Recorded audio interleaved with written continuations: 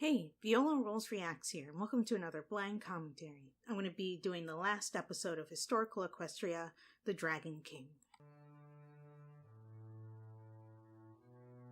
So yeah, I'm interested to see what this one's going to be about. I'm guessing about the Dragon Lord, or how dragons having Dragon Lords came to be.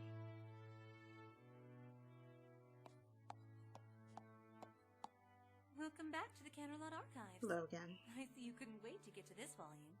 The very last in the Condensed History series. Although, I have to say it makes me a little sad. After you finish reading the Condensed History of Equestria, I hope you'll keep coming back to the archives. There's a lot of history to read about, and the Condensed Histories really only just brush on everything. And that's only equestrian history. There are so many different nations and myths to learn about. So many ancient mysteries. But I won't keep you from enjoying your book any longer. Here we are. I imagine you're eager to read it. Since it's our last one, why don't we look at it together again? Okay, sounds good.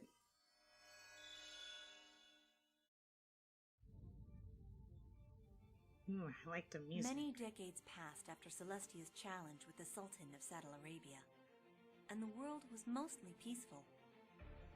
But while Equestria remained free of war, the same could not be said for her neighbors. Oh, okay.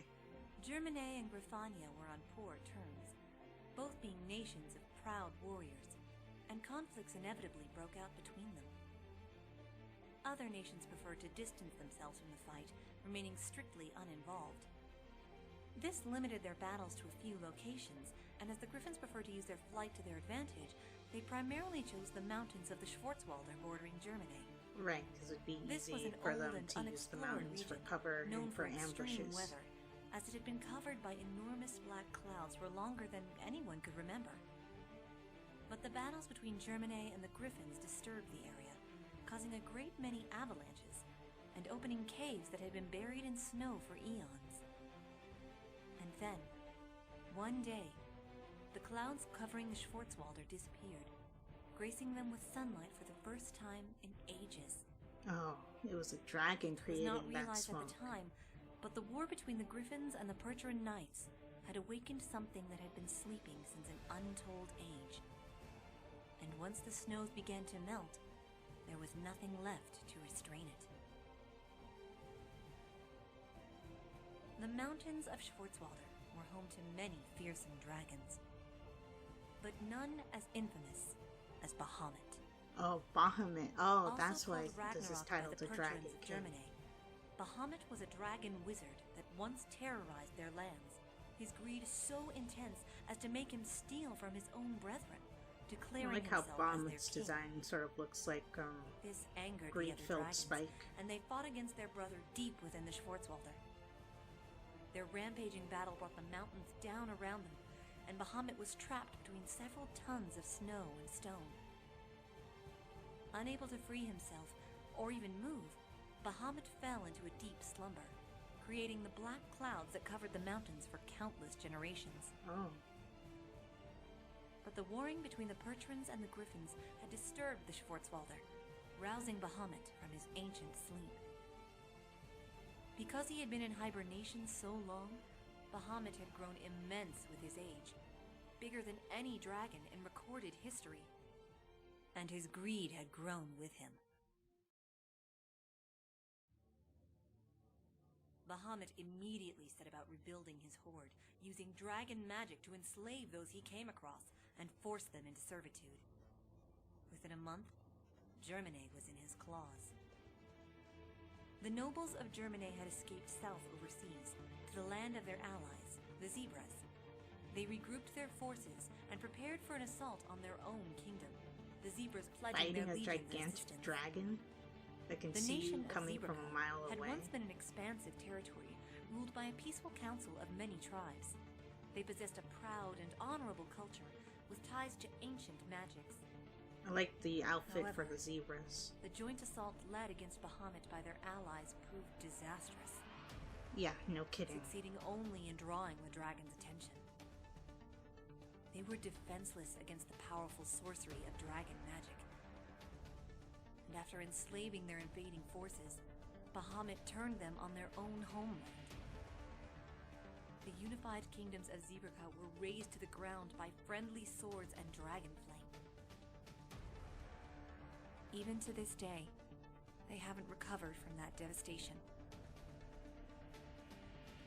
It was only after this tremendous loss that the nations of the known world realized the Dragon King would not be satisfied with the plunder of one kingdom. An emergency summit of leaders was called, with Equestria serving as its center. Princess Celestia was known to devote entire decades to her research of unusual topics, among which dragon lore was included. Protected behind spellstone barriers, they pored over the accumulated knowledge in the archives, seeking a weakness to exploit. And it was in her many volumes that Celestia came upon the name of another dragon, said to share a bitter rivalry with Bahamut, the dragon Tarask of Prance. Prance, okay. The council appealed to the she-dragon, promising riches in exchange for her help. Dragons are wholly individualistic creatures, and typically can be coerced into cooperation for a steep contribution to their hordes. But even Tarask would not challenge her brother Bahamut, despite the riches they promised. Instead, she made a wager. If they could bring her a relic from the city within Eternity's Crossing, then and only then would she aid them. Oh, the one that the explorer had tried to go Tarask to. expected such an endeavor to be impossible. The vortex of Eternity's Crossing could not be pierced by ship or magic, and anyone who tried that's right. would die in the attempt. Or so she thought. Princess Celestia is the only known individual to have ever pierced the barrier of Eternity's Crossing.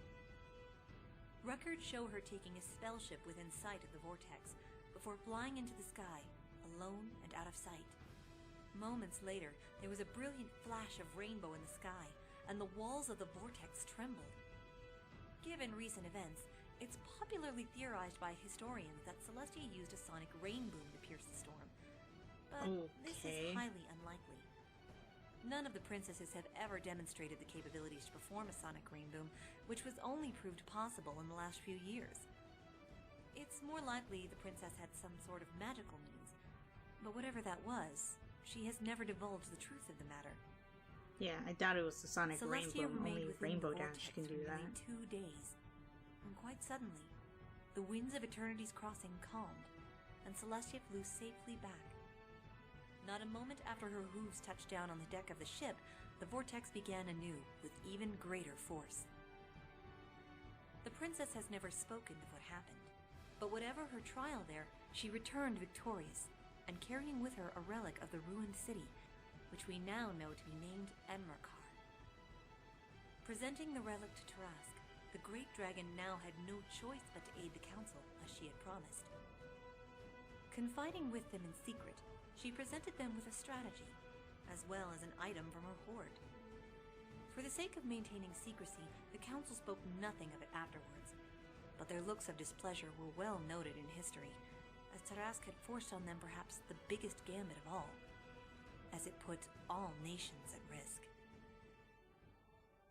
I'm guessing that if she failed, they'd let Bahamut ravage their land.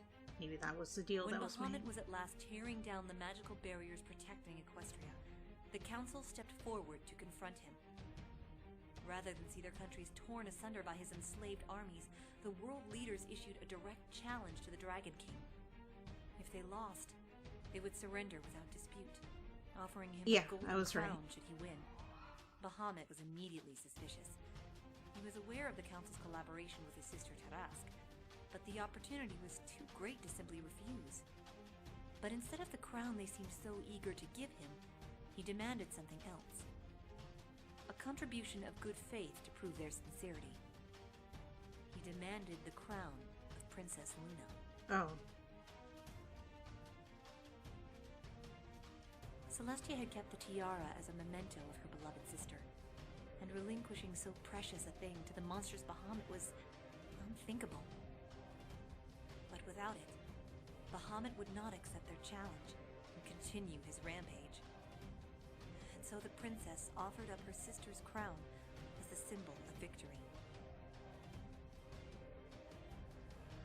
battle hard fought. The unified leaders working together to fight for the freedom of all, Celestia included, but it was not a battle they could win. Bahamut was too powerful, and he bested the council as if they were figures in a board game. Knowing they would be defeated, Celestia used her magic to desperately hurl the golden crown at Bahamut, only to have it melt under the flames of his breath. Wow. Confident he'd beaten their trick, Bahamut spared the council just long enough for them to watch as he claimed his tribute, placing Luna's crown on his pinky like a ring. But this was Bahamut's folly. With Tarask's guidance, they had laid their trap with greater subtlety than the Dragon King had realized. The gem adorning Luna's crown had been replaced with one from Tarask's hoard, a soul stone enchanted with dragonfire that would capture the spirit of whosoever should wear it. The same gem that had adorned the golden crown they had first offered to Bahamut. This was the same magic that Bahamut used to enslave his armies, and with Tarask's help, had been turned against him by the council. With his soul bound in the gem, Bahamut's greed was taken from him, and his immense size with it. What's more, he was compelled to serve whoever possessed the Soul Stone, and released all those he had enslaved with his magic. The Dragon King was defeated, but those who had suffered most under his wrath yet demanded he pay for his crimes. Some wanted him to remain enslaved and bound in service, but to give any nation control over so powerful a dragon was unthinkable. Others still wanted to put him to death.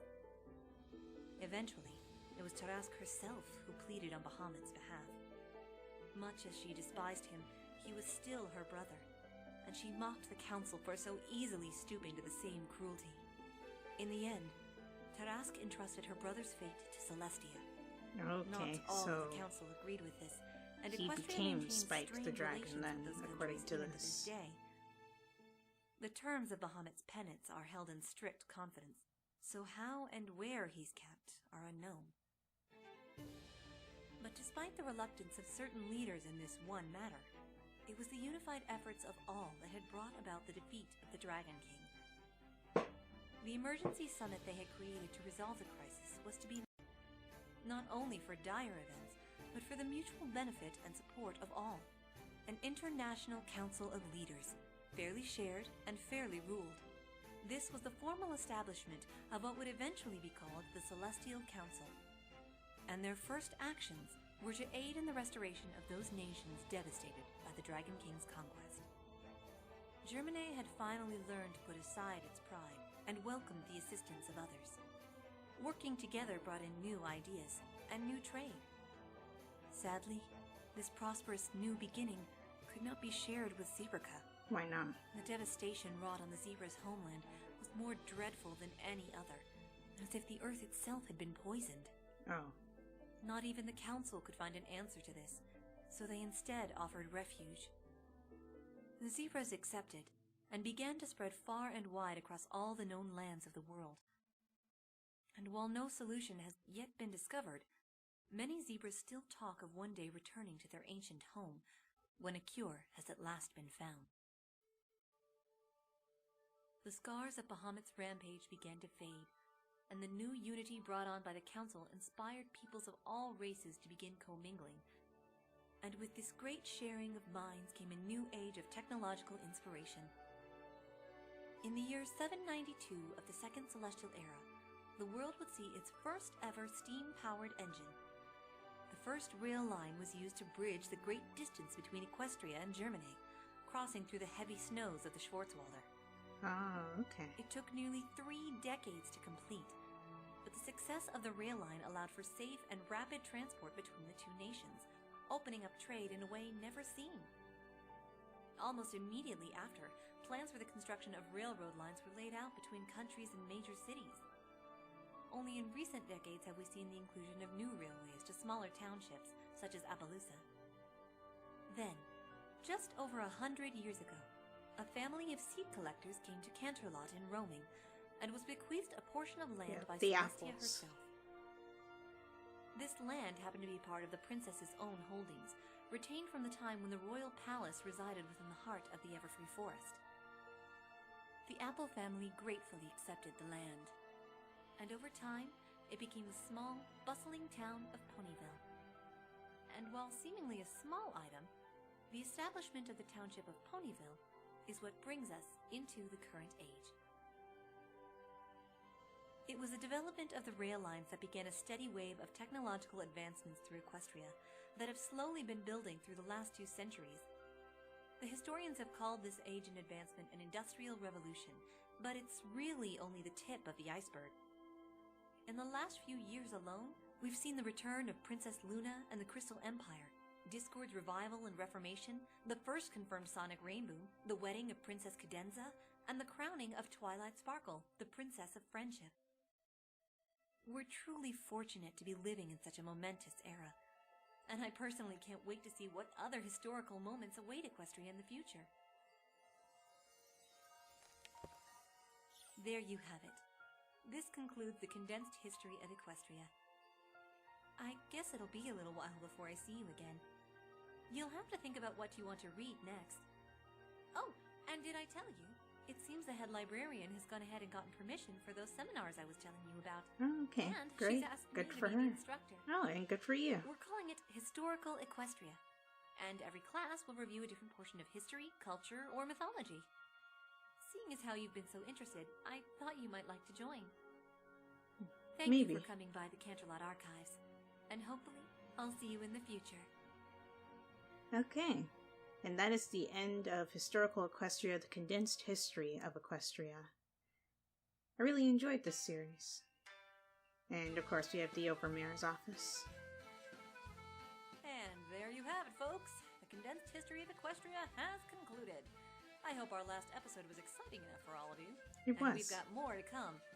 Next month we have our 500 subscriber special Q&A, which admittedly has exceeded that number quite a bit by now, but I digress. So, got a few updates and announcements for you. First off, since a number of you have been asking, with the Q&A coming up next month, I will be allowing questions to be asked here on YouTube, but only in the comments of this episode. So, if you have no Tumblr account or can't send one to my Ask box, now's the time to post it. You've got 2 weeks to ask your questions, though. After that, I need to get scripting my answers. You can also send questions to my Tumblr's Ask box as usual, whose link is located in the description. Be sure to specify if the question is towards Sky Shadow or me, the Overmare. Questions asked in other episodes will not be accepted, so be sure to post those questions in the comments now. Next up, Historical Equestria is currently holding its first ever art contest. With the new set That's featuring cool. the history of the zebras, we're Too bad looking I'm to put too Sky late Shadow for in that. a brand new location. So, this is your chance to draw what you think the Canterlot Archive should look like. Now, we are specifically looking for a background image. No background ponies, if you please. And don't worry about props, we've got that covered. Requirements for the picture are that it must be in the archives and that it must be of high resolution quality. You can send it to me via Tumblr or through a link sent to me via YouTube message. The winner of the contest will not only get their location featured on the show, but they can also select any one of the images used in Historical Equestria to have as a print. Runners-up That's a will pretty have their cool background prize. for possible use in future episodes. I wonder who with won. due crediting, of course. Due date is the 16th of September, so get cracking. And finally, following the completion of the Q&A episode, Historical Equestria will be taking a month-long break before debuting the Zebra series. There are multiple reasons for this: collecting the votes for Series 3, finishing scripting on the Zebra miniseries, yada yada. But the primary reason is that it's convention season for me, and I'm already way behind on my Yeah, costumes. that's anymore. understandable. I may or may not have hinted at this, but I am a cosplay addict. I like to compete in masquerades a lot, and this year will be no different. I have some pretty big costumes in the works that I really need to get cracking on, and they have to be done soon. So, sorry guys, but that comes first. That about concludes our updates. See you all next month at the Q&A, where I'll likewise have some questions for you. I've got a couple ideas for Historical Equestria I'd like to run by everyone before I take a stab at them. So, see you next month. Okay, well, that's all for this series. I hope that you guys enjoyed it. I know I did. And I remember that I said that I was going to react to Zebraca as well. Zebraca has 4 parts currently, and I looked into it a little bit, and it is incomplete at the moment, and since this channel has not uploaded in 2 years, I doubt it will be completed, so I will not be doing the Zebraca series for this channel.